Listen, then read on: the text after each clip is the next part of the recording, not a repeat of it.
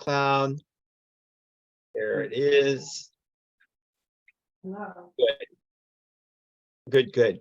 And well, what I want to start with is I just want to ask, and remember, there's never a right or wrong. There's no, you don't have to, say anything. There's no pressure, right? Because in Alexander, we really want to keep the idea of freedom and ease as much as possible in the process of learning it and then in the application of it. But would anybody like to give info or share their experience with what we did last week throughout the week? And what happened to you in terms of the work? Remember, there are some people that, shy away from it after the first lesson. I've had people who had a great session. They were totally out of pain. They left and they never came back again. So there's really no rhyme or reason to this. And I've learned to just kind of accept. But anyway, if anybody, here's a tumbra. So if anybody would like to share something about your experience throughout the week, that would be a great way to kind of start. So there she is. So does anybody have anything that they would go ahead, Loretta? So I've had this pain in I'm calling it my SI joint, but basically sort of from the top of my buttock into my waist, right? And I had this last week, and after we, it felt like it was getting better. So after the session on Wednesday night, it was a lot better. In fact, it was really good on the Thursday. I'm just trying to find the right day. And then on the Friday, it was also okay. And I was like, okay, great. This is going away now. So it's like fantastic. So on the Saturday, I went and did my normal exercise class. And then on the Sunday, so it was actually okay. Like, it wasn't so sore on the Saturday. It was okay. And then on the Sunday, oh my God, my lower back was my whole lower back was stiff, but it felt like stiff muscles. And then it was much worse. And then psychologically, I was like, oh my God, this is never going to go away. So like, I know, and I don't usually think like that. So I had these weird thoughts and emotions, and it was really painful on Monday, I think. And then, and sort of not great yesterday, and then much better again this morning. So it looked like it was getting better on its own. And then we had the session, it was much better. I was like, yes, this is it. And then I went and did a crazy exercise class on Saturday, and then it was not great again. So. And remember, this is a common story, because once we go back into our lives, sometimes we start doing what we're used to doing, and it throws the body off, because all of a sudden it had this great experience, and then whammo, it throws it off, and it's totally confused.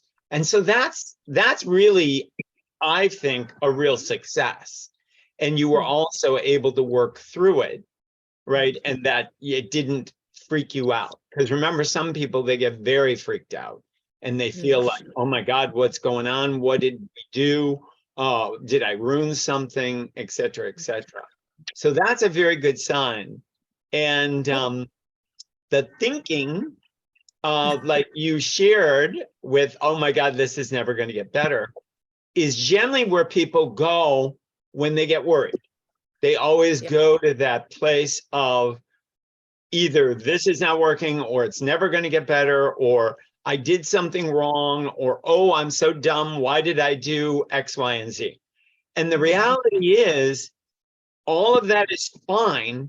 You've just got to accept kind of the roller coaster that the body goes on when it's trying to unravel its issue. And that's all it is unraveling of the issue. And, having done this with cancer, I mean, oh my God, some of the issues you just go, this is insane. But the body is really working its way back towards its wholeness. But the knot sometime that we have created in ourselves can be so intensely, what do I even want to call, chaotic, that it's almost impossible to figure out, well, why is it doing this? Why is it doing this? And our greatest thing is to forget about why, because we'll never figure it out. We'll never figure it out, right? Because each body is different. And then go back to applying the work. My head is really free, the top of my spine is easing upwards, my shoulders are releasing out, my pelvis is releasing out, so that we just, instead of the worry, we put in the technique in order to alleviate and compensate for any difficulties that are going. And that's a big one, because remember, the worse the problem, the more the mind wants to go over it and over it and over it. And it's not helping, because you will never figure it out. You will never figure, like my cancer, you're never going to figure it out. It did what it did for whatever reasons it did it. And now we have to accept where we are, and we have to move onwards from there. We really can't get involved with all that past stuff. And really good that you didn't freak out, because again, freaking out is really that's the no-no with Alexander. That's the no-no, because if you freak out, you're giving power over to the problem. And when the problem has power, it'll really run you around. It'll really run you around, and it can kill you. I mean, people do die of fright. I mean, that does happen. So we have to, stay encouraged with that's just go back, just stop, pause, go back to the process. Excellent. Thank you so much. Would anybody else like to add anything to that, or ask about something of maybe a difficulty? Antoinette? I am a lady who comes here on holiday often asks me to walk on the beach with her on Monday or Tuesday. I've lost track of time. And I normally only walk half the beach because my left knee is quite sore now. It needs an operation. And she was like, no, come on, let's walk the whole beach. We ended up walking 1.5 of the beach. But the interesting thing is, my knee was pretty painful, and my mind was going, and if you walk on the soft sand, you're going to be worse after this. But I used all the Alexander stuff. I started with my head, and I did all the stuff you've just said. And then I did what you did when I had my knee replacement. I'm like, I connected with my knee, and I said to my knee, should we just have a nice walk, Do you know, I had no pain that whole walk, and I've had no pain in my knee since then. It's like just that simple. It's so simple. It's so simple. It's so simple. But when we don't catch it and we let it run amok, then it becomes very complicated. And, I'd also like to say, remember, everything in our world loves to complicate things, like knees. They love to say, oh, this knee is destroyed. It's no good. It's never going to work. You have to have a surgery. I don't know how you're walking around. I mean, I've had clients with all of those things that they've been told. And the reality is, I've kept people from surgery for years, because they were too young. And so they worked with me, and years went by.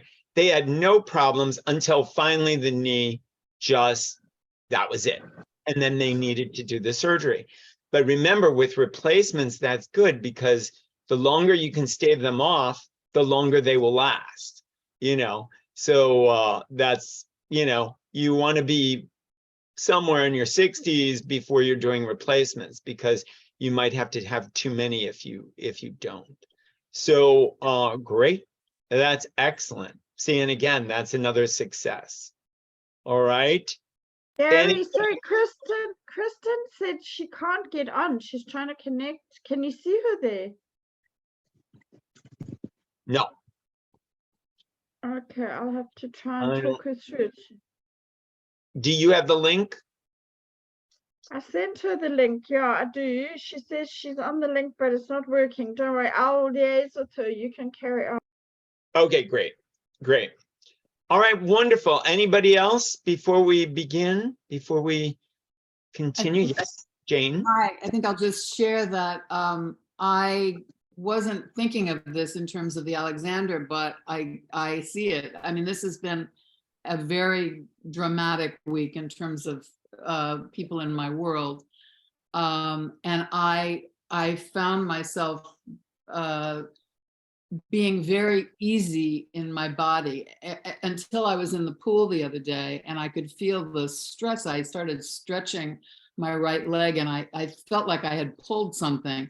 So like that overstretching thing. However, I really didn't freak out. And last night, I felt like, wow, I mean, I can hardly walk. And then I'm totally fine this morning. So I think something, I mean, I keep seeing that picture of the spine. I'm trying to remember, you and I did one session in your studio, Gary, in New York, and I didn't feel like I got it somehow. But I think somehow I'm understanding something more about this. And at this point, so I don't exactly know. I kept trying to remember. I said last night to my husband, I think this might have something to do with the Alexander, but I'm not sure because I haven't internalized what the actual concepts are. So I'll share. Okay. It's an ephemeral thing, but not that ephemeral because I was limping and I'm fine.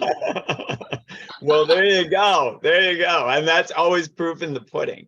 And again, remember, we've just started with the first part of it and we're going to keep adding on. All right. And again, it always goes back to the mind thinking system. Remember, you have control over your thoughts, whether some people feel they don't, but we always do, because we can always bring the focus to something else, to whatever it is we want. And that's what Alexander is. You're bringing it to a different way of looking at the issue and not allowing all that other thinking, that crazy thinking, to get you on down the wrong road, the wrong dark road. Okay. Yeah. And with that, we're going to continue. I'm going to show you and share the skeleton one more time because I want to show you where we're going today. And then we're going to continue with one other thing because we're going to work today on the lower body. So if you think of it, the body really is in half. Remember, they can amputate legs, right? And legs, remember, are big. They are your strongest and biggest limbs in the body. They're very, very, very powerful. And unfortunately, as we talked about, they are very close to this lower back area, but they are not connected to the lower back. They are connected to the outer pelvis, all right?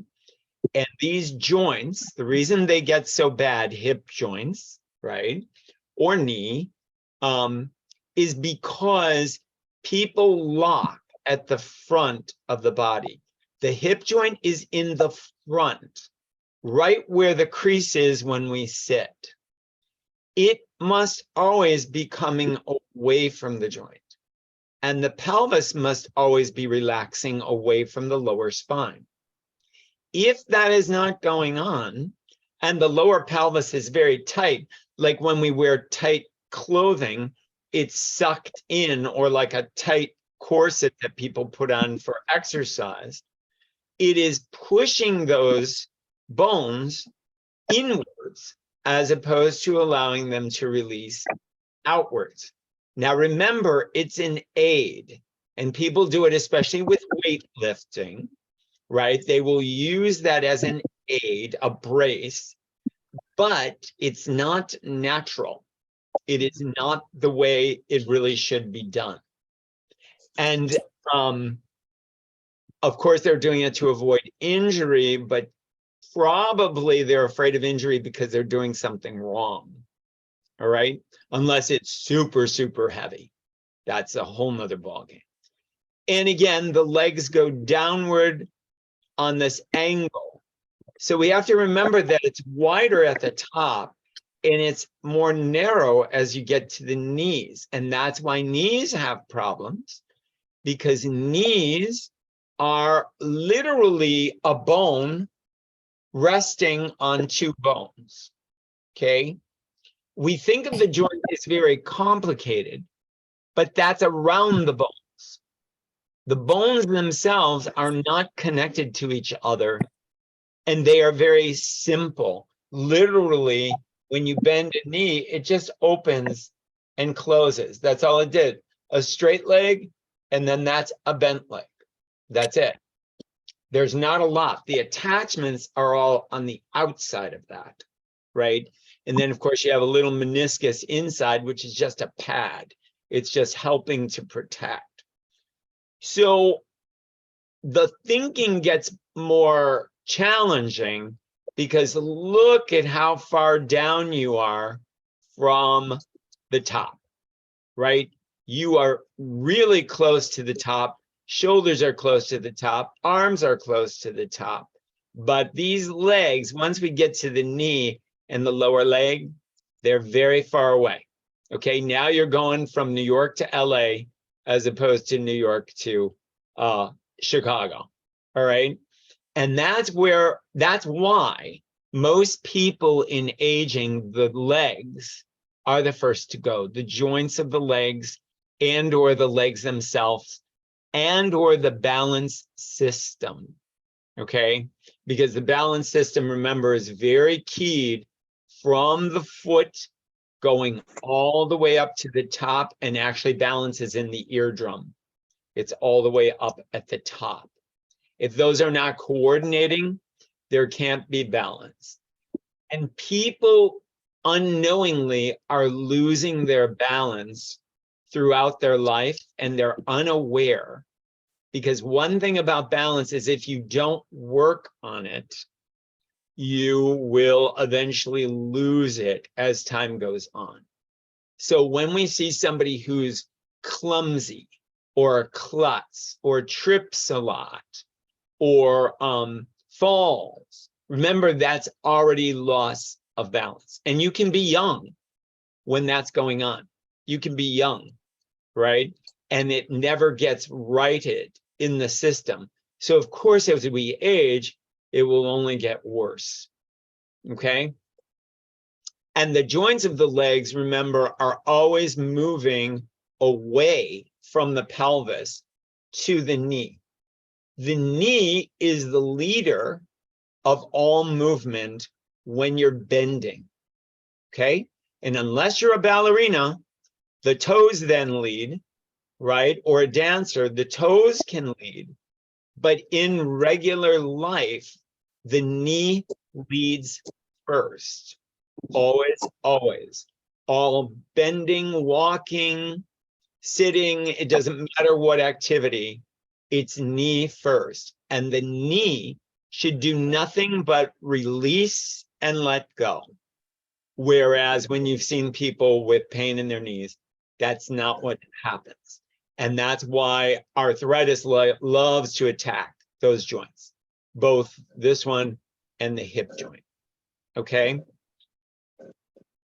One of the deepest problems now, and let me stop that share and let me get you the other problem on the screen, which it keeps, here it is breathing.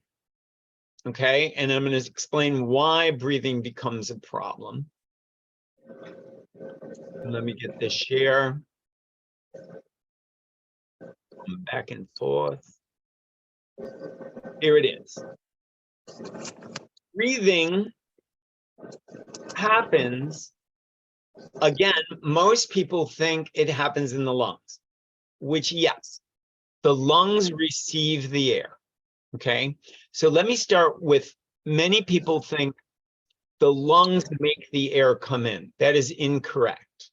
Lungs are the only two organs that are completely passive on another organ, which is this diaphragm that everybody talks about, okay?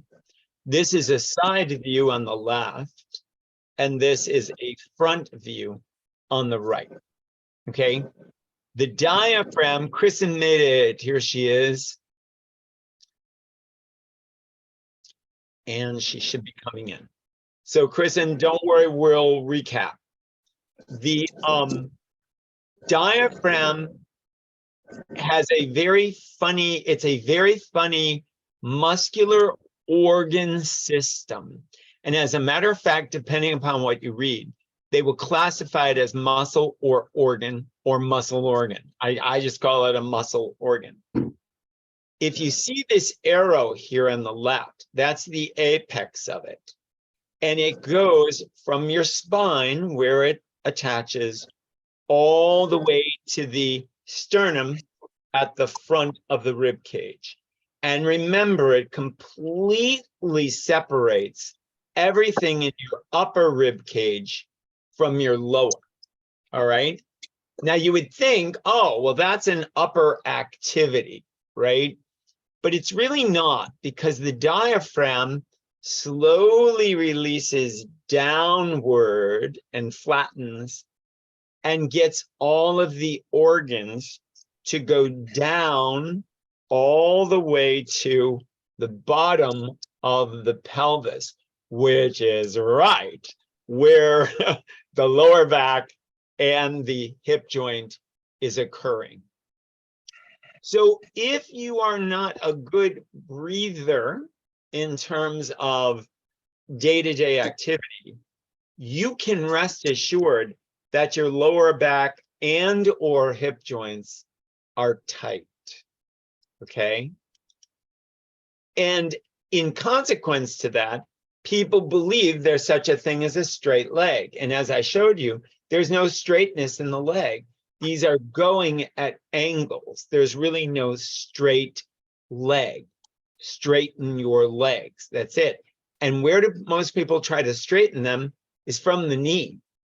The knee has no ability to do anything but balance the top bone on this bottom bone. That's all the knee really can do. It can't take a lot of weight. It can't take a lot of pressure. Anybody who's ever fallen on their knees, they know. It's like, whoa, that hurts. Because again, the pressure is really being distributed on the big bones through the top of the leg and the bottom of the leg down through the foot. And if you're not breathing well, it can't, because you are locked in the lower back, the pelvis, and the hip joint. Does everybody see how this is just a catch-22? All right. And most people don't even know that the lungs are passive and that the diaphragm does all the work. The lungs cannot move by themselves. They're the only two organs that can't. Plus, most people don't realize that when you breathe and the diaphragm goes down, the organs are massaged to the bowl of the pelvis, to the bowl of the pelvis. And remember, when a big breath comes in, the pelvis should be releasing outwards. But if you have a corset on or tight clothing, or you've got one of those weight things to help you, that's not happening. It is locking, all right? And then the legs must lock up and the pelvis locks up as well, okay? So I want to do something really simple with the breathing first. Oh, and by the way, when you breathe hard and you start sucking in air and then blowing it out, like at the gym or on a run, you are agitating the diaphragm, because the diaphragm has muscles that respond to letting go as opposed to forcing. Okay. So have you ever known those smokers who lived long lives and never had a problem, never got lung cancer, nothing ever happened? Those are usually smokers who don't suck and blow hard, because the system stays calmer. Elegant smoking, which remember was the way it was in the old days. But most people now suck and blow. The suck and blow is one of the things the diaphragm does not like at all, like blowing out birthday candles. It's very strenuous. It does it momentarily, but not as a habit. And if you work out with that habit or gripping in the organs to lift or push, you are actually really obstructing the system. And those are the people that have the injuries. Those are the ones. And by the way, organs do not like to be held as well. Organs sucking in the stomach, holding the breath. Organs do not like that at all. They'll do it temporarily, but as a habit, no. And remember, there are people that walk around sucking in their stomach all the time. That's just the way they do everything. They suck in the stomach. Okay? So does this make sense so far? Any question about that before we continue? Everybody's good? Okay, let me stop this share. So very simple exercise. I want you to imagine, as you take a breath in where you are, I want you to imagine that the diaphragm's going down and the organs are literally softening to the base of the pelvis, whether you feel it or not. Okay? And when you breathe out, I want you to move your mouth like you're saying la la la la la, but don't say it. Just silently.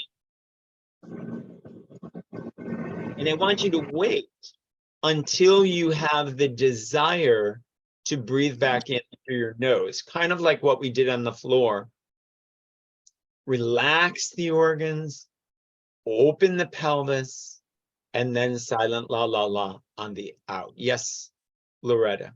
Gary, when you say the organs moving down, are you talking about the organs in the chest and then the ones that are being massaged by the diaphragm into the belly? Which organs are we talking about? We're talking about the organs below the diaphragm.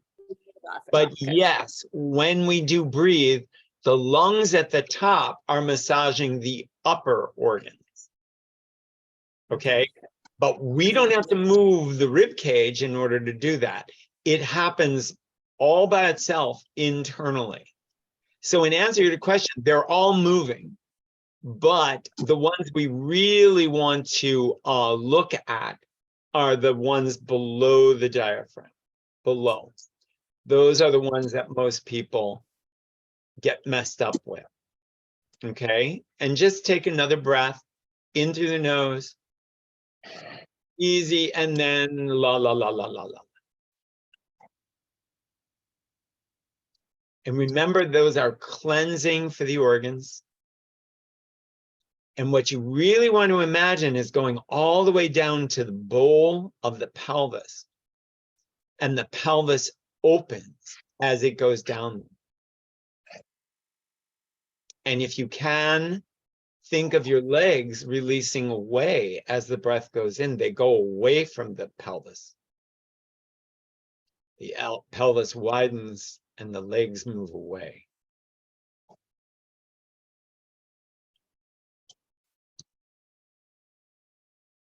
Good deal. Now that's crucial for leg movement. Okay? Because remember, the legs weigh a lot more. Well, than everything else, the arms, they weigh a lot. Your legs are a lot of weight. So in the motion movement, if we don't have good breathing, we'll never really have good leg use. And you all know the famous, when somebody gets out of the chair, the grunt, that's the gripping of the organs, which is actually opposite of what you actually want to do, because the organs need to let go in order to come up, and that leg should be doing almost all the work, not the torso. And that's how a lot of people screw this up. They get the torso doing more what the legs should be doing, which is why old people need to hold on to something, because what they've done is they've lost the power in the legs. The legs have weakened. They've atrophied. That's also why they will fall into chairs, because of the atrophy. And guaranteed, they're not breathing. or they're grunting. They're grunting. And stairs are the same because it's all leg. And if you are gripped anywhere in the upper torso or the organs, you're making it harder for the legs to do it, which is why then people lean forward and grab and pull themselves in upward directions. That's completely backwards, and you will atrophy the joints of the leg. The biggest one, of course, is the hip joint. It will atrophy, and that's why it's the #1 operation. And then the secondary one is the knee, and that's another big operation. Everybody get it? Yes. Yes. Sorry, Loretta. just all the quick. Last week, I think I just want to make sure that I got it right. You said the pelvis. So the pelvis isn't attached to the spine until that, until the sacroiliac joint fuses. I don't know how old you are when that happens. And so because the spine is naturally going up, the pelvis is naturally, and it's attached to the spine now. So the pelvis goes up and outwards, right? So, Correct. so it's the expansion that we're looking for, the expansion, because the up is going to happen automatically. It's the outward that we're trying to think into it expanding to the side. Is that right? You are exactly right. You are exactly right. Because the torso is always moving in an upward direction, especially when walking. Because remember, if it goes in a downward direction, it's heavier and more complicated on the legs. See, it's making the legs harder, which is why somebody who's all bent over and crippled over, it's making it even harder. And many of them can't do it because they've been doing it for so many years that the spine now has atrophied and they can no longer get the spine to go up. That's really what you're seeing in aging, because remember, no baby is really born that way unless there's a deformity. That's it. That's totally it. And those babies, of course, have a difficulty throughout their lives. So that's really what we're always looking at. And then the leg must move easily, and it starts from always the bend of the knee. The bend of the knee is the beginning of movement, but the knee doesn't have to work to do that. Most people grip the legs too much and force it, especially if they're going uphill or upstairs. But the reality is, no, you just release the knee, you send it like to the first or second stair, and then you use the power of the really its thighs to bring you upright, and you leave the pelvis and torso floating up to heaven. You never pull it down. Never pull it down. Which, by the way, you even look at the saints and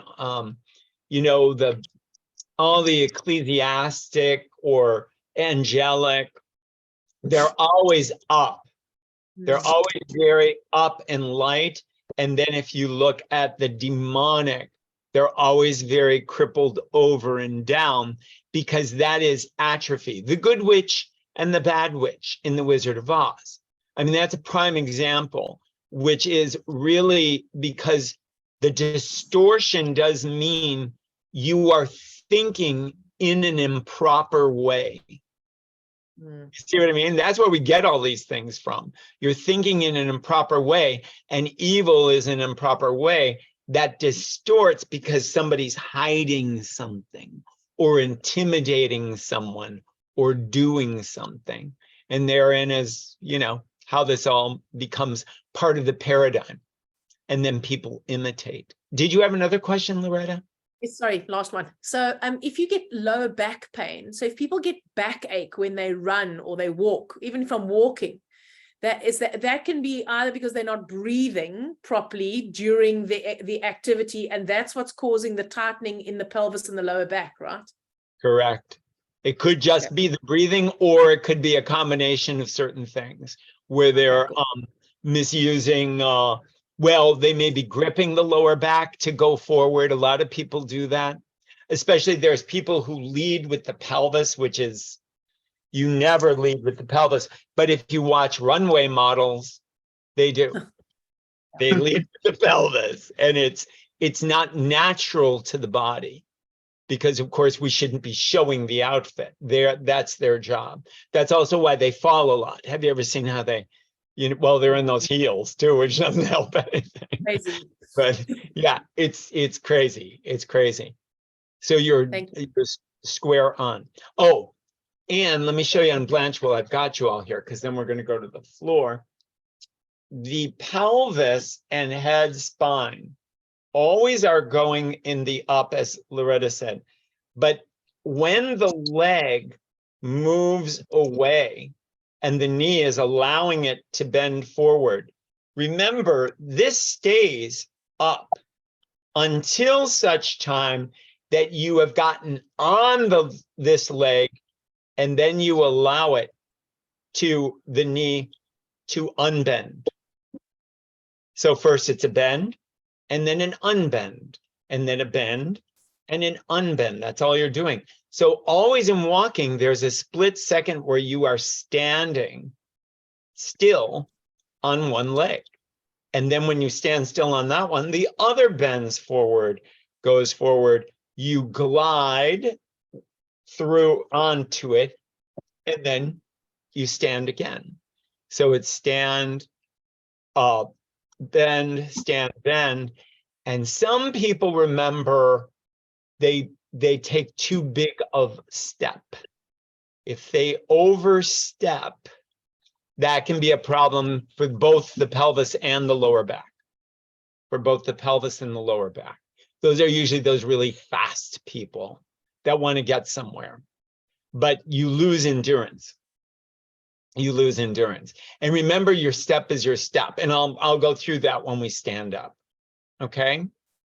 Great question. Anybody else before we go to the floor? Because we're gonna review what we did, and then we're gonna go to the legs. We're really gonna concentrate on the legs. Okay? Is everybody good? Excellent. Yes. So get yourself, you can take your cameras off for a minute and get yourself situated where you're laying with something under your head, comfortably, not too high, not too low, what feels good to you.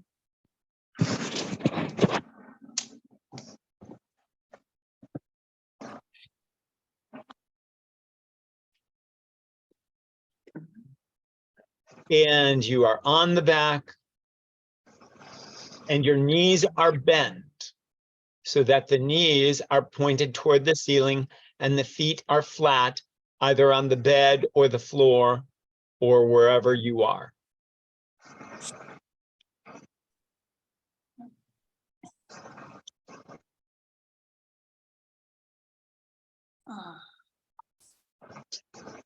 And then when you get there, once again, always just kind of check in with the spine, allow the spine and the floor to really be intimate with each other. Remember, the floor, even though it may appear to be hard, is not as hard as you think. It still has movement, motion. Concrete floors have less, wood floors have more. And we're going to start with the top of the spine once again, because that's just where we begin always. And the whole top of the spine is totally letting go so that your head is floating away from the top of the spine, away from.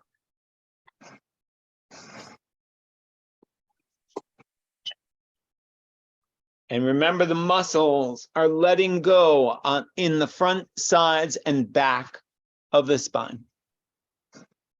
Totally letting go.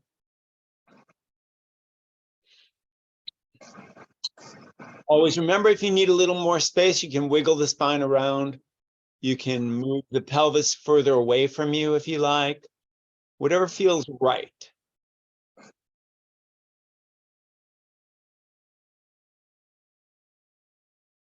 And remember that flowing brain energy coming from the head through the spine, just coursing through the system.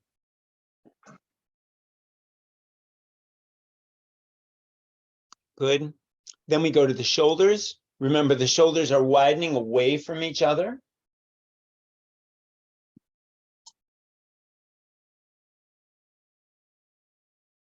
And the shoulder blades are melting into the floor.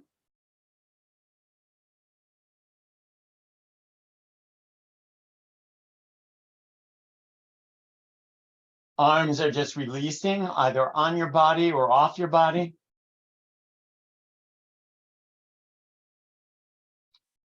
And then we go to the widening of the pelvis.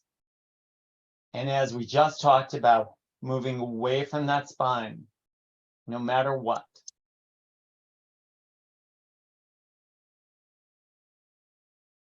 Now, before we do anything, we're going to go back to that breath we were doing. In through the nose.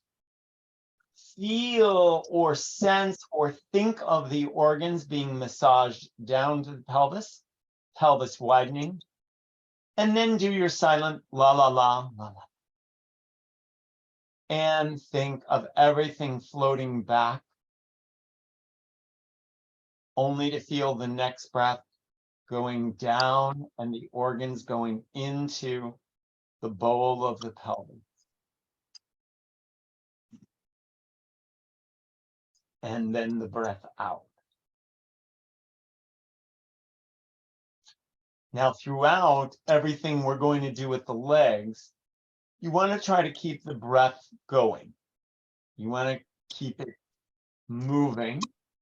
And I'll just remind you periodically, like I did last time.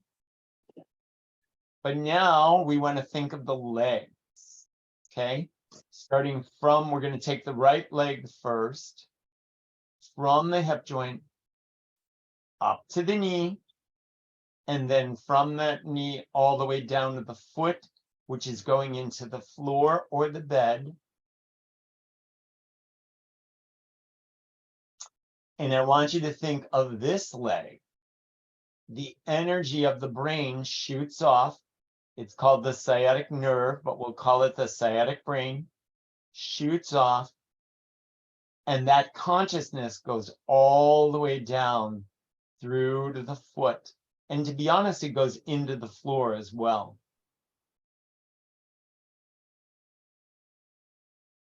And I want you to imagine the leg getting lighter and lighter, as though all the muscles around the bones were falling away from the bone. And we did that last time, like you're boiling a chicken, and all of it is just coming off the chicken.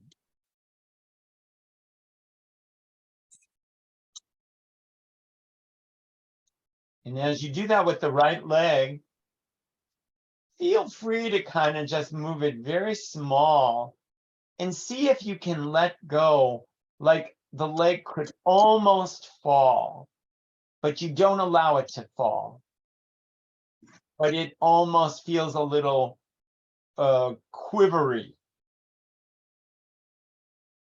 Almost like it could fall, but you're not going to let it fall off to the side or to the center.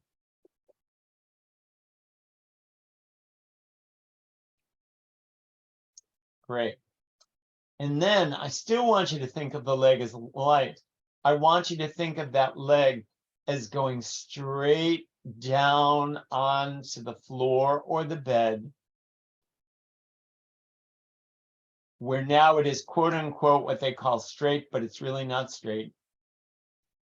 And now from the hip joint, through the knee, through the ankle and out the toes, I want you to think of that leg shooting with energy, light energy through it, all the way out to your toes.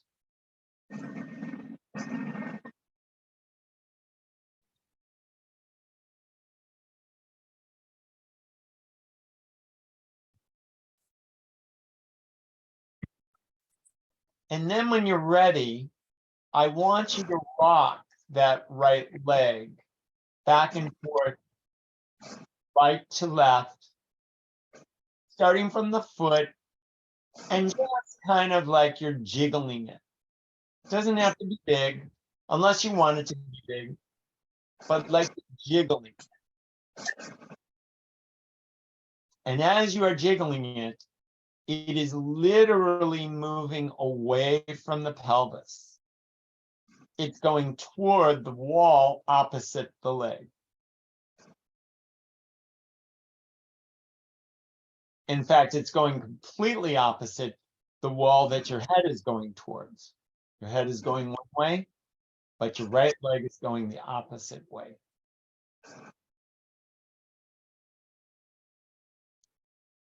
And just do it as fast or slow as you'd like. And if you feel like you want to stop, just stop.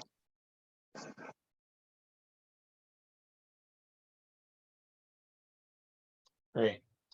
Keep imagining the energy from the brain going all the way down through that leg.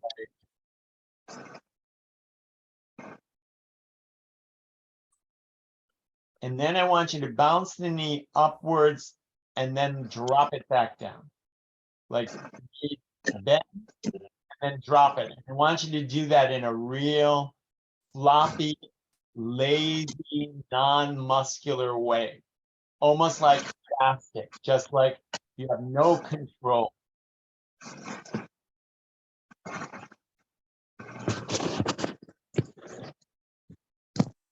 Just make sure your mics are muted if you could.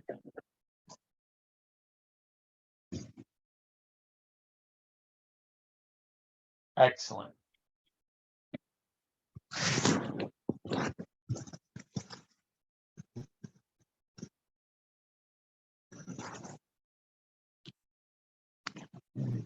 And then when you're ready, I want you to bring that right leg, and I want you to imagine somebody's coming under your knee and picking up your leg, and like they're going to float it back to the bend where it was to begin. Again.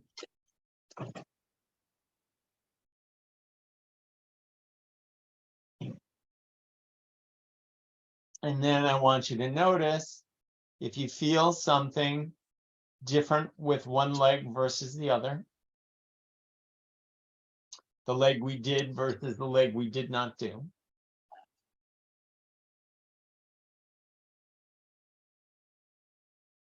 And keep breathing all the way down, massaging the organs, all the way down to the base of the pelvis. Great. And then we start with the left leg. And remember the left leg from the hip joint up to the knee, down to the foot. All that left sciatic brain nerve is letting go. All the way down the leg, the muscles are letting go. And again, I want you to see how much you can let go, almost so that the leg could fall. Your left leg could just fall to the left or to the right. Excellent. And then think of the leg light, light, light. That light energy going through the leg. And when you feel ready, let the leg release all the way down to the floor or wherever you are.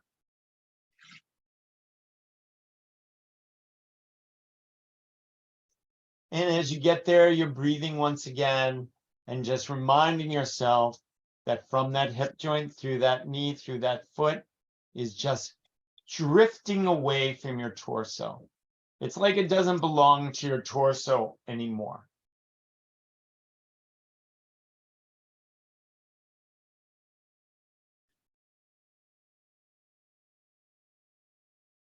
And then whenever you're ready, you can jiggle that leg from left to right.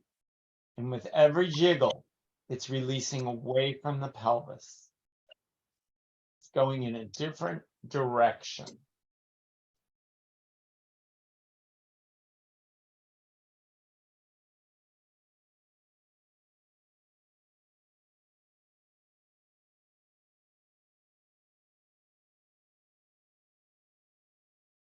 And if you get tired of that, then you can go to just bouncing the knee. Just bouncing it, just a little up and then down, drop it. feel how little really you need to do that. You certainly don't need the upper torso. Don't need to grip anything, but it can be challenging to keep the breath moving as you do that.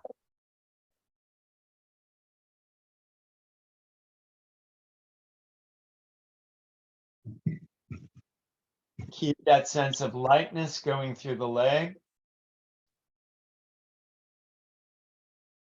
And when you feel like you've done enough, once again, as though somebody comes under your knee and lifts the leg up to bring it back to where it was bent aside the other leg.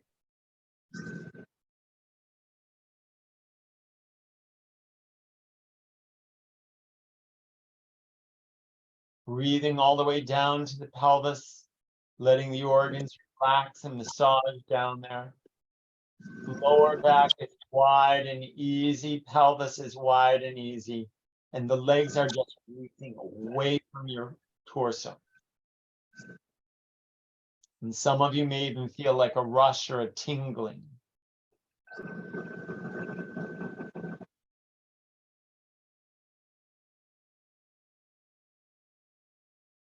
Excellent. And then just take both legs and bounce them in and out. In and out, they're both bent. You're just bouncing them and feeling them again as very loose and very, well, just very loose.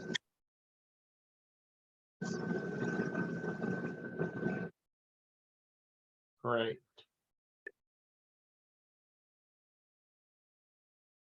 And then whenever you want to stop, you can stop. You can keep doing it, whatever's good for you. Notice if you feel a difference between the two legs, or are they similar? Are they not?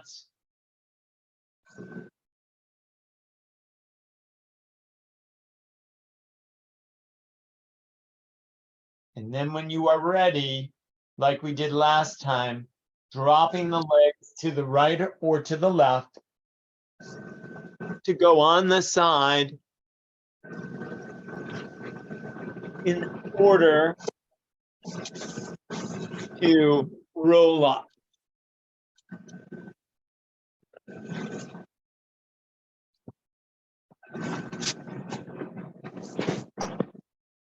And you can go wherever you want. You can sit wherever or however you want.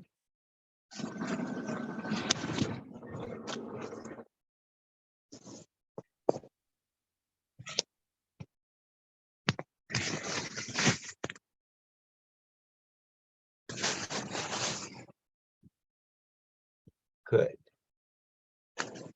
Great. Everybody up? Good. And Kristen, do you have the one mic on the one, whatchamacall, your mic? I'm wondering, somebody's got a mic on. I don't know who it is. All right. Good. So now, as we did the legs, what did you notice about the journey of the legs? The right one, the left one, both of them, anything? No right or wrong, no problem. So anything about the legs that was like, oh, that's interesting. Mine were both light and loose. As you said, let them float up. They floated up. Good, and it did it. It did it. That's dancer legs. Did anybody have a different? Did anybody feel heavy and not so loose? Antoinette, you're muted. Yeah. My legs felt a little heavy, but also light. I don't know, I can't exactly explain it. They So it felt was a weird light, feeling. Yeah. Yeah. but good. Yeah, good. Okay, and some people, the leg feels dead. It almost feels dead. Remember, a lot of people don't give a lot of thought to legs. They really don't think about them until they have a problem. And then they think about them all the time. But they're not really big on the legs. All right? Anything else that anybody would like to report in terms of, yes? Can you hear me? I don't know if you can hear me because I'm outside. Yes. I came in 25 minutes late. Yeah. Because I have a back problem, a really bad back problem, I could not release anything. And the no energy just moving, I could not get anything to move. I don't know if that makes any difference or not because I have S1, L5, 4, 5. So those are completely jammed. Yes. And remember that as you keep doing the thinking, keep thinking of it, Kristen, like water on rocks. It's gonna smooth those rocks out. Remember, and this happens with people with injuries as well, when they have an injury in the lower back or somewhere in the legs, very hard to let go of. But you have to just be persistent because remember, the brain is controlling the holding. It's whether we're talking about the spine or the leg, the brain is controlling. It can't be held unless the brain is allowing it to be held. Okay? So just keep working with the thinking because remember, there is a change whether you can feel it or not. A thought is always making a change, always. Okay? Great. Oh, go ahead, Loretta. Just speaking to that, so I've got this issue in my low back, and when we were working on the legs, I felt the whole of my pelvis like loosening. So Yay. no tension, even when the legs were straight. And so, and often if I've got backache and I'm lying with my legs straight, then there's it seems to increase the lordosis in the lower spine, which then actually puts tension on it. But I didn't feel it. I think it was the lightness. I don't know if it was the lightness of the legs, but essentially when it was all over, the whole pelvis and the lower legs felt light, as if the whole area had been energized. Yeah. And you're making a really good point because remember, for a lot of people, they feel the lower back, pelvis, and leg is like one thing, even though it's not. And again, I blame the waist for that because people feel it's all leg at the waist, and that's not true. The only joint is right on the outside of the pelvis, just on this over here. And this pelvis is just floating up and light with the spine. Okay? Now, most people I think are in chairs, but some people are on the ground. Now, when you get up, remember the getting up is happening from the pelvis shifting over the leg and then the thigh allowing the leg to become unbent. Okay, so we're going to think the legs light, really light. Your feet are in front of you, right? Remember, your knees are going to go forward, right? But your feet are going to go under you. And then I want you to, like a rocking chair, go back and forth to pivot and keep the legs relaxed as you do this. Keep the legs relaxed. Don't tell the legs you're going to get up. And when you feel they're very, very relaxed, I want you to surprise yourself to get up and use your thighs to do it. Use these thighs to do it. Very good. And you're going to reverse that when you're ready. You're going to release your knees forward. And you're going to pivot again like you're in that rocking chair. And you're going to sit back down. So remember, to go somewhere, you rock on that pelvis, like you're massaging the pelvis in its opening. And then you use the thighs to pick yourself up. So go ahead and do that again.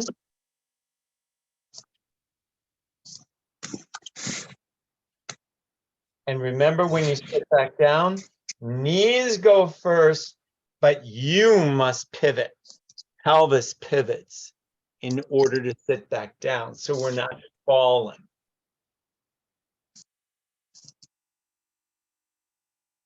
Good. And everybody do that one more. And this time concentrate on the breathing all the way down. Breathing either in or out.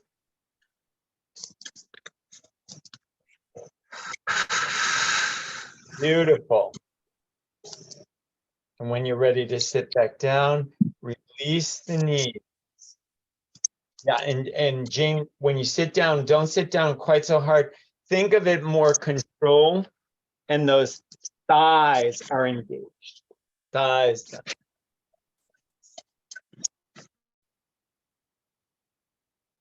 Good. Good trick. Good. All right. And then everybody settle yourself wherever. Okay, now how did that go for you with the movement of the joint? What did you notice? Anything? Yes, I have a tendency I've got impinged hips. So from Okay. years of dance, impinged hips, I'm a duck. So I tend to, even lying down, battle with keeping my knees straight without engaging an inner thigh muscle or pushing towards the big toe side of my foot. Otherwise, my knees just go.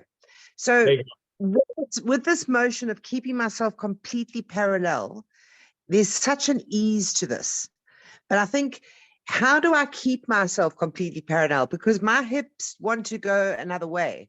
So the instinct is to turn my feet out and lift up and not engage my thigh. Yeah. Yes. And remember, again, it's the rethinking, and you're coaxing them to do something different, and don't overdo. Just, like if they're like ducks and they're like that, just have them be a little less duck-like. So in other words, don't Not force yourself. Give it time in order to get the habit.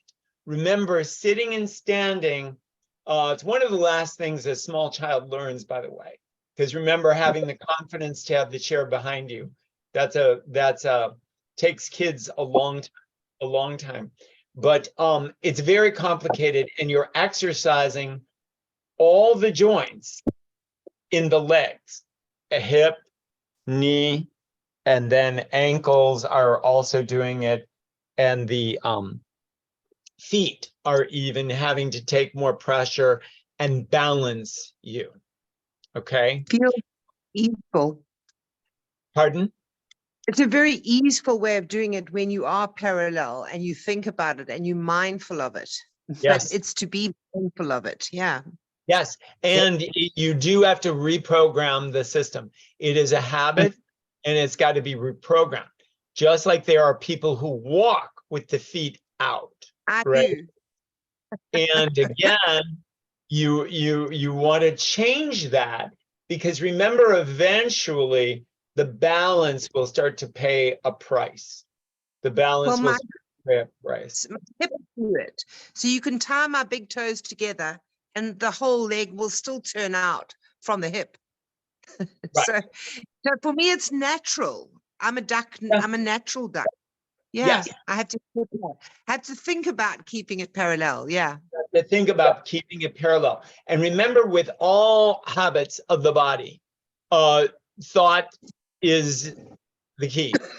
Thought is the key, because remember, even if it's been like that for much of your life, it can be reworked. It can be reworked. And again, we're going to maybe do it one more time. Now with the breath goes down.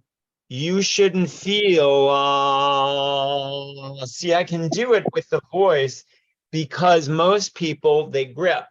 And that's where the grunting comes. If you've heard those people who grunt or moan to come in or out, what they're doing is gripping organs. Organs will never get you up. They will never get you up. No, and by the way, there's the people who try to push with the head or the shoulders. They will never get you up. Never, ever, ever. So the only thing that can get you up are legs. Remember, if you have no legs, you're not getting out of that chair. You need a bar and you need something to lift. So Okay. it's really the pelvis leading the legs, right? I will say the pelvis is releasing and opening and relaxing to allow the legs to do all the work. Okay. How's that? Okay. Okay. And go ahead and do it with the breath and take a breath in. Can you keep the organs calm and massage? And if you want to, do a little hum, like a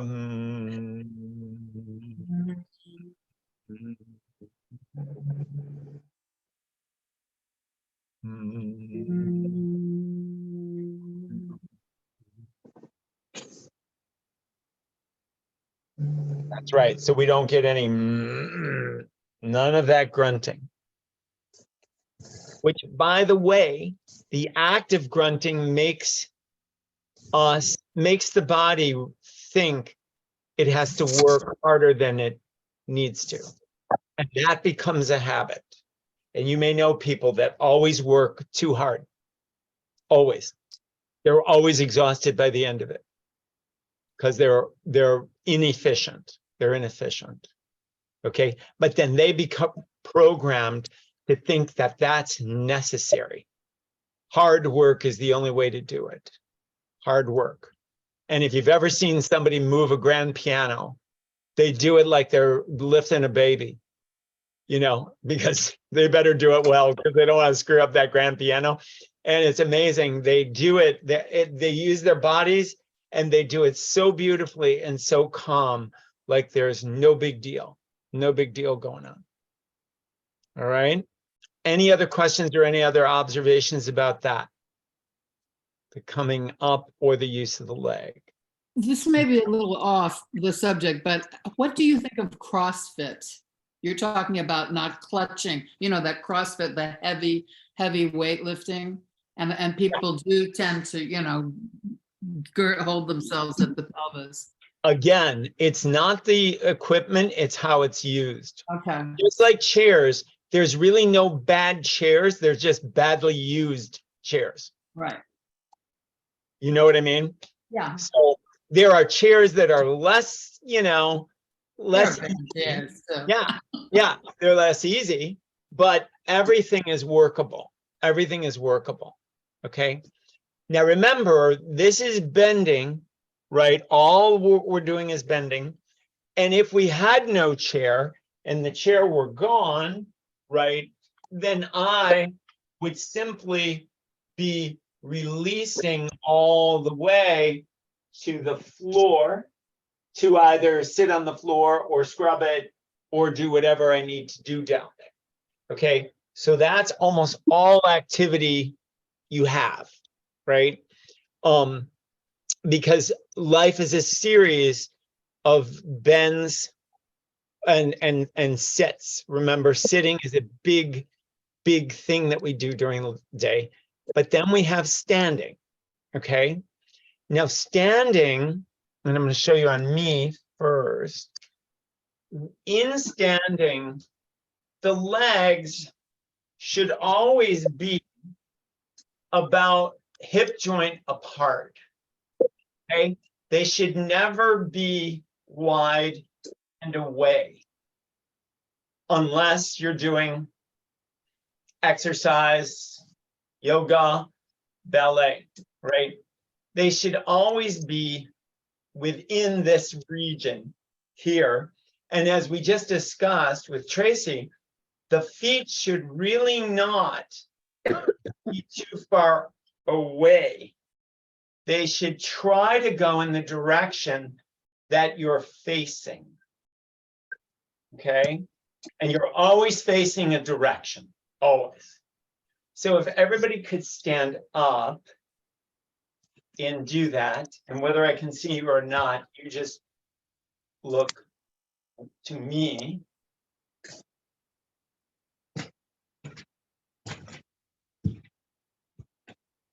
Now, when you're there, here's the trick. The knee is neither engaged nor locked. It is, and should feel, while you're standing, wobbly on the bottom leg. In fact, as you let go of the knee, remember the kneecap always releases away. The rest of the knee goes out to the sides. It should feel unstable. It should feel like you might teeter over. Almost like a little drunk. That is a healthy knee use. Because remember, the knee is not bearing weight, it's sending weight down to the lower leg. And everybody do that, and breathing.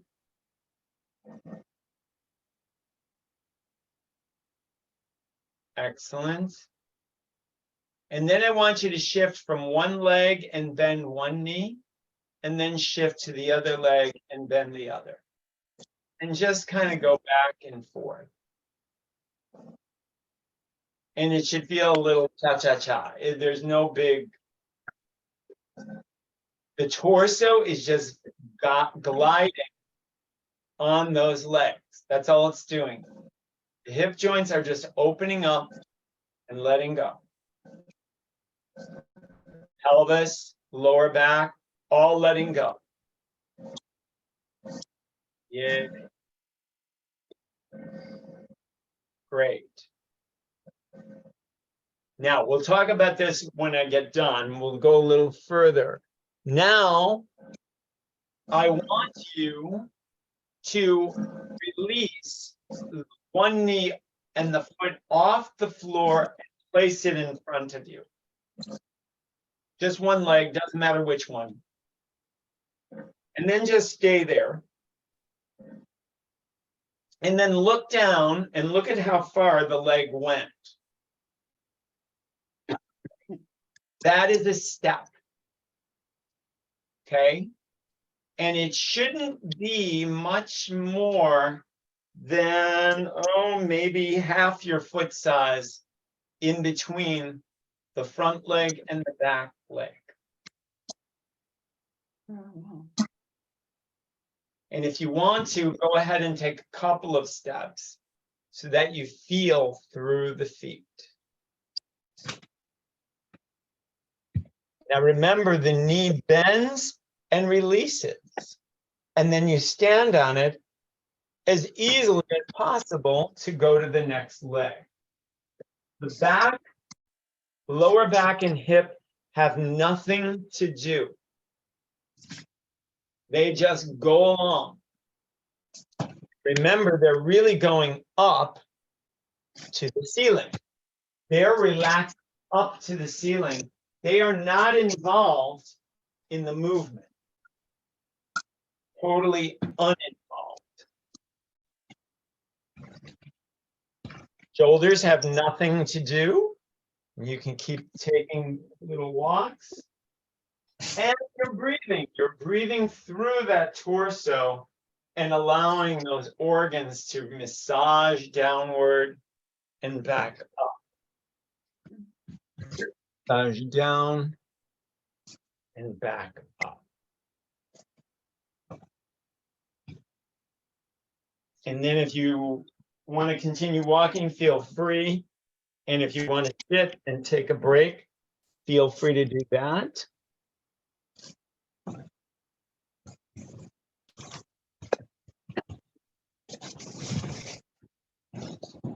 Beautiful. That was good, Jane. Good, good, Anna. Now, here's the big part. There is really no forward, okay? And the reason there's no forward is because the only thing that can go forward is an arm or a leg. Torso can only go up. That's all it can do. Or it can bend forward, but it can't walk forward.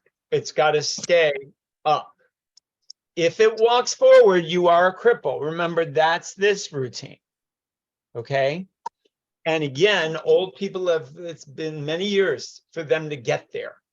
It doesn't happen overnight. It doesn't happen overnight. Now, we love to go someplace and we feel like we're getting somewhere. But remember, the legs lead. The legs can only go as fast as they can go. Now, what a lot of people do is they extend their step. Now, when you want to go faster, you think the legs going faster, but you don't make them do anything.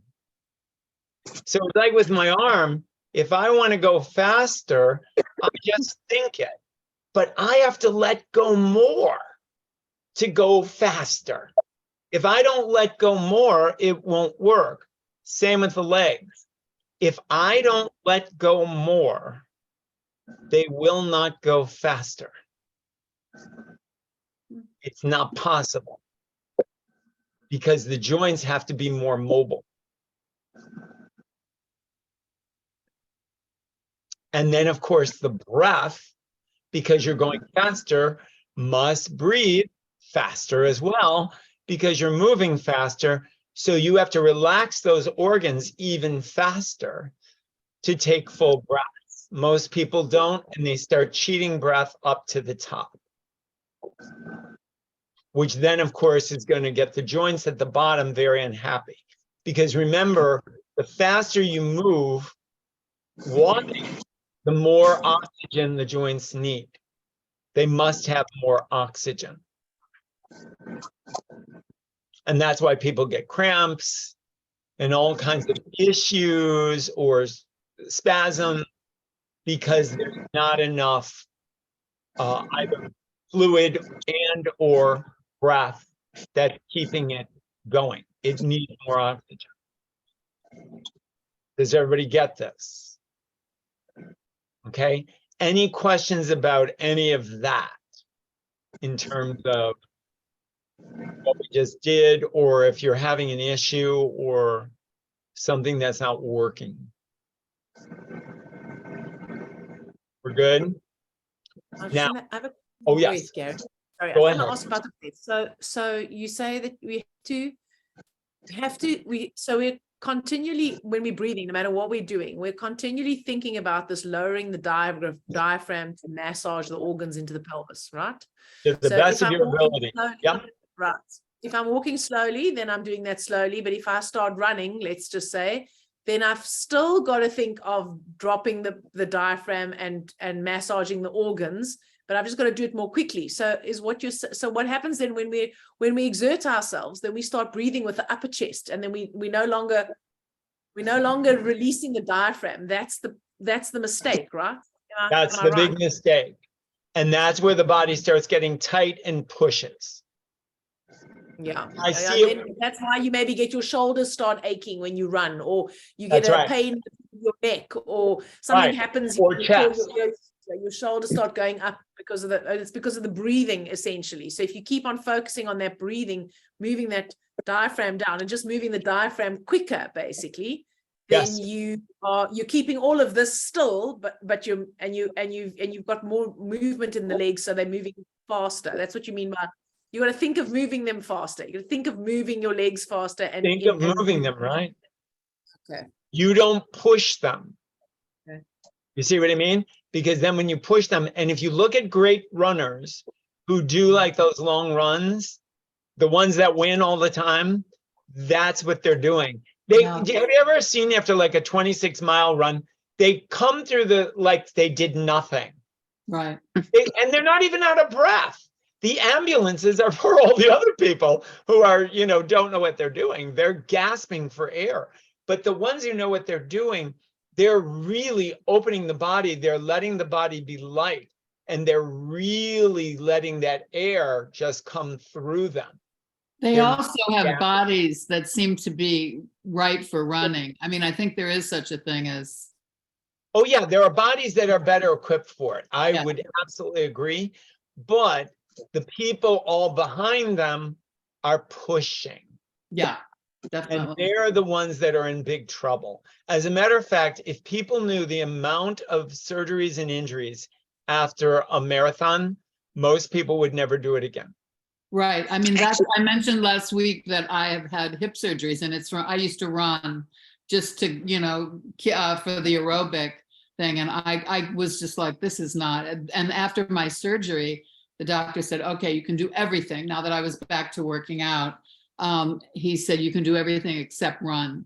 I was like, oh my God, thank you. Yes, it's over. That's it. That's it.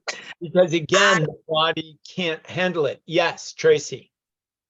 Yeah, and I taught yoga for many years, and I saw people coming in there and actually really hurting themselves. I could stop as much as I could as a teacher, but it was almost like people felt like they needed to be punished to deserve to feel good. And I teach passive yoga now, and I will probably never teach active yoga again because my own body feels damn good since I gave it up. So I only teach the passivity now because I think the world pushes too much on the active and the force and the get there. And people don't know how to just be, and that your muscles need to get that information as well. Yeah. And I saw a lot of yoga, a lot. Yes. So yeah. And And myself, we have to remember that push, that power, that force that is so prevalent in our world. It's aggression. It's aggression. And as we become less aggressive within ourselves, remember that does translate. It really, really does. I've done it with tons of people, because I don't push, I don't get aggressive, and therefore then they start to pick up on that.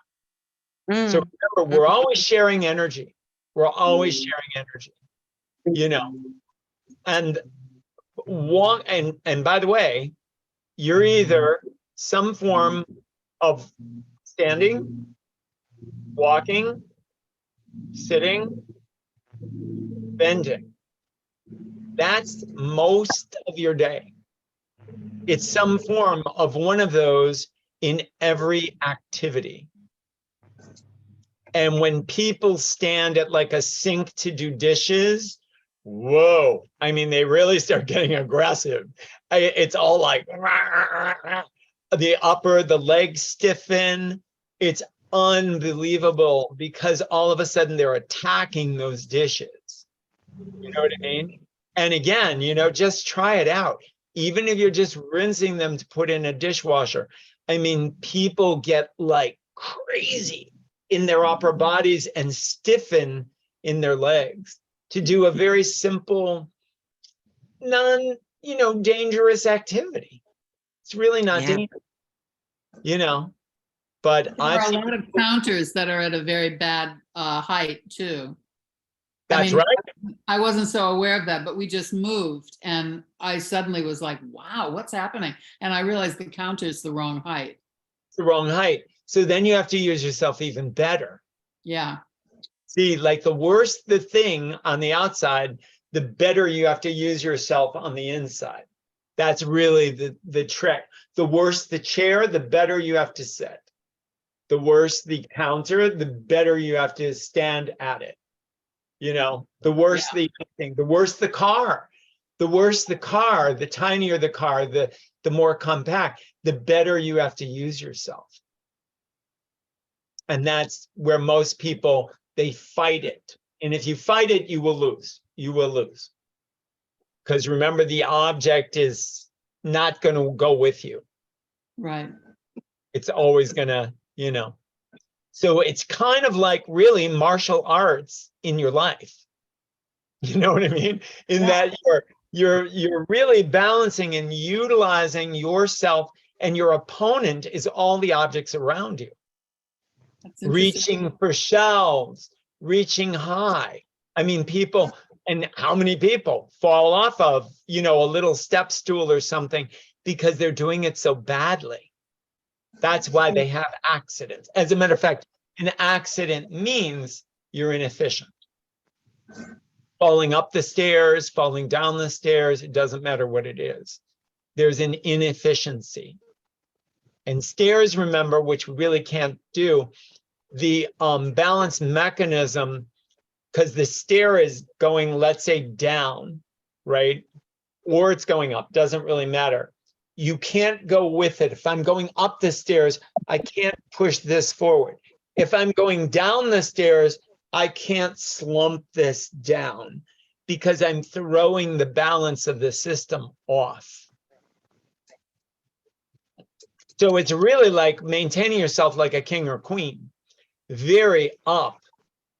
And there is no throwing down or pushing up. You're just staying at a calm. And remember, king or queen, that's like empowered. And the reason they're empowered is because they're in charge. Well, we're always really in charge, and we can always be the king and queen whenever we want to, if we have the wherewithal to accomplish that through our system, which is the thinking. Always the thinking. I mean, I've Gary. seen people vacuum like, oh my God, yes. So, okay, I'm your worst patient. Okay, so I have my meniscus and my patella tendon, my right, and obviously I'm right-handed. My C, let's see, 4 and 5, S1, and it's on the right side. So I was trying to do what you were just saying about bending, and I had a foot distance in between, and because everything is so tight, and it's in pain, but my knee is in a lot of pain right now. I can't get the mental capacity to go with what you're saying, because as soon as I'm bending and trying to push through the organ, the pain is still too much. So how do I adjust that? Because right now that everything's inflamed, my knee's swollen. So how do I adjust to that mind side? Oh, right now, you go back to the knee. Remember, when swelling occurs, something's coming in on the joint. You think of the kneecap going away, the sides of the knee going away, and the back of the knee relaxing more in the bed. Yeah. And you send them out from the pelvis.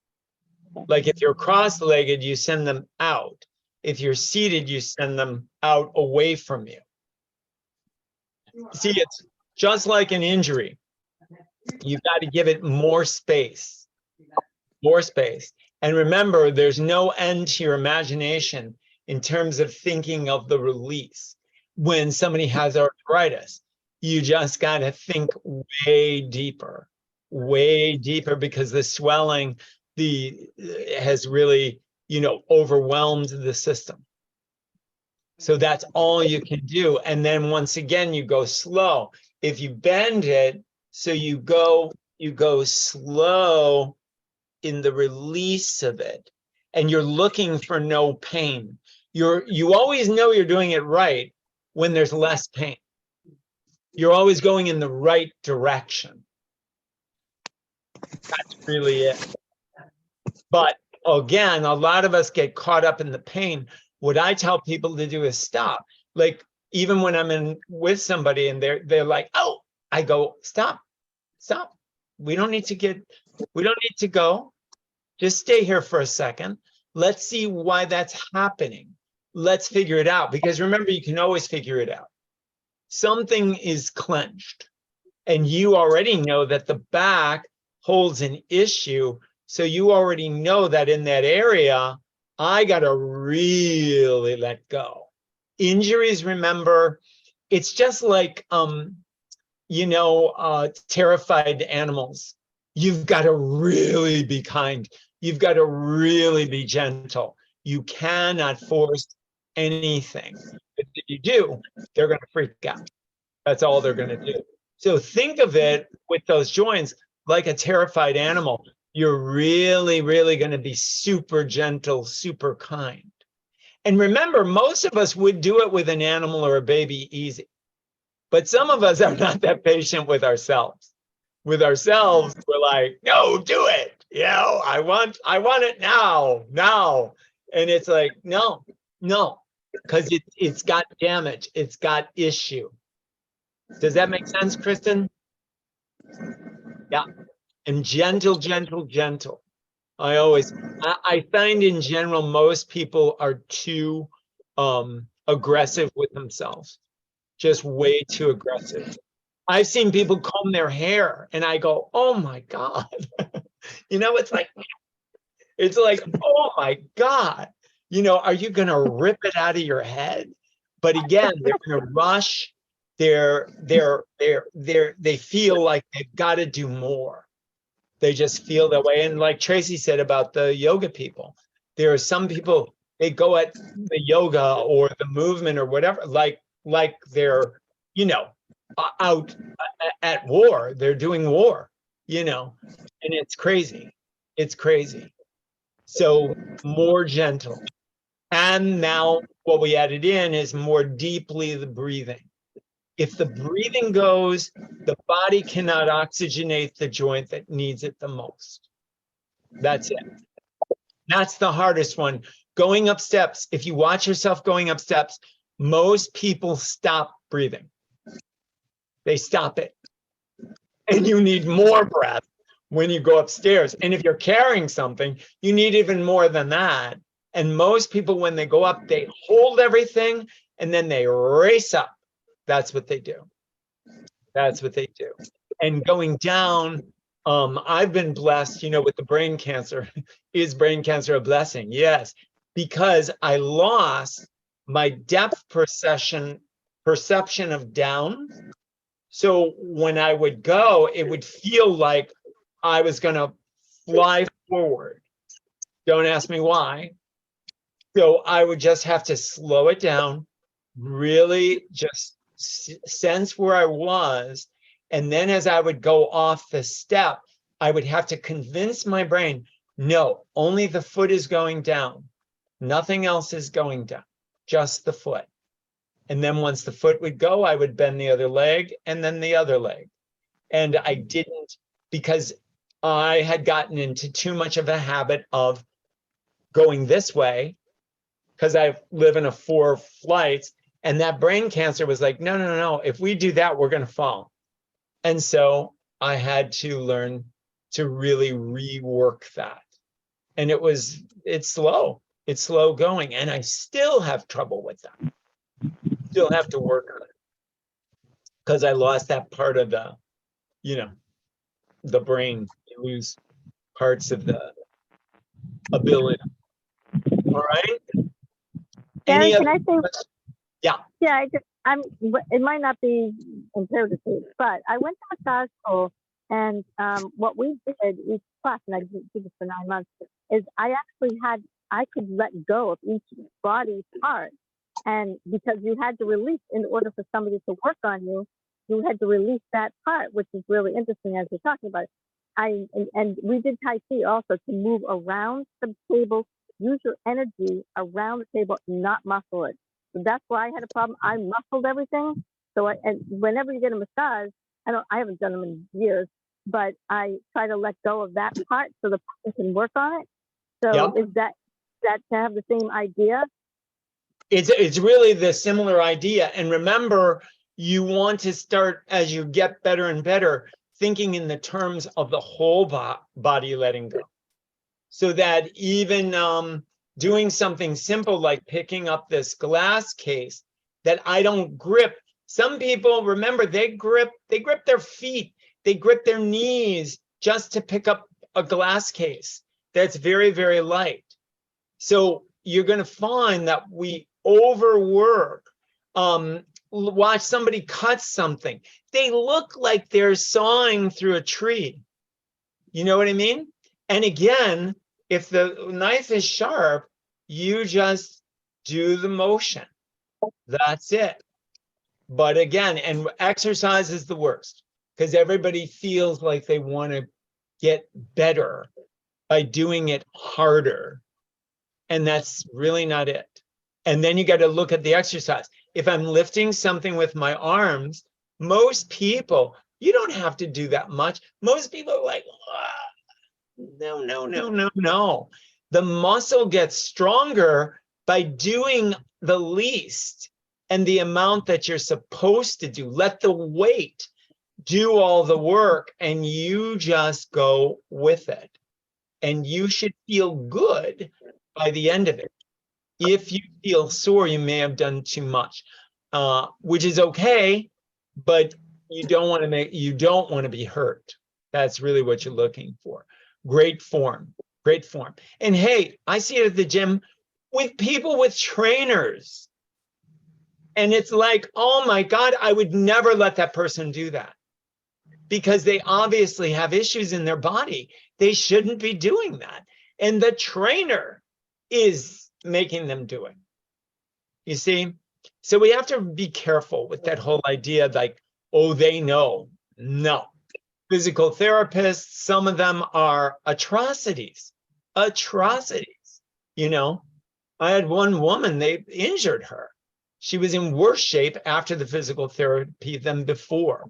But then there are great ones and there are great trainers. So, you know, when you're not feeling good, it's time to get out of there. And but if you're feeling good, then that's a good person. Okay? And listen, they have to listen to you because remember, you are the leader. You are the leader. All right, everybody? All right, so class number 2. So now we're through every movement, okay? And remember, the only movements we haven't done are things that are more exercise oriented, okay? But the rules always apply. So let me do one simple one before we go. If I do a simple rollover, right? Same thing applies. I release head. I let the spine follow, except now it's going down to the floor. I let everything relax through it. I let the shoulders relax, the arms, and then I use my legs as much as I need to because my body weight is now in the front. And if I don't use it, I'm going to fall forward.